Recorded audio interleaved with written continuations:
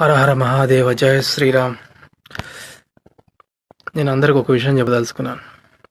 ఇప్పుడు మనకు శివరాత్రి నెల ముందు మాలలు వేసి ఎంతో నిష్టగా పాదయాత్ర చేసి 100 నుంచి 100 కిలోమీటర్లు నడుస్తారు.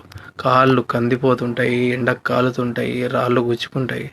ఇన్ని బాధలు పడ్డ మీరు కొన్ని తప్పులు చేస్తున్నారు. కొంచెమైనా తెలుసుకోండి. నా ఉద్దేశం అదే. శివుడు భోలా శంకరుడు ఎందుకంటారంటే ఆయన ఏది అడిగినా కాదనకుండా ఇస్తాడు, అందుకోసం అంటారు. శ్మశానంలో ఉండేది అందుకోసమే. ప్రతి చచ్చిపోయిన జీవికి విముక్తి పొందేది చావు తర్వాతనే. శివతత్వం తెలుసుకోండి. అన్నదానం చేస్తుంటారు. అన్నదానం అంటే అన్నము లేనివానికి చేయడమే అన్నదానం. ఉన్నవానికి మన చుట్టాలకు పెట్టమని కాదు అర్థం. తెలుసుకోండి. ఈ జూబ్లీస్లో చూస్తాను నేను ఆటో నడుపుతున్నా ఈ రోజులో.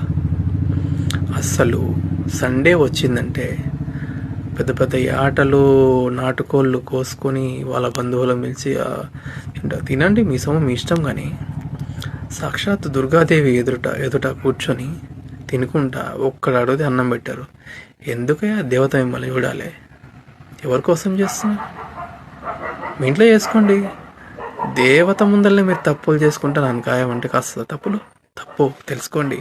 జయ శ్రీరామ్.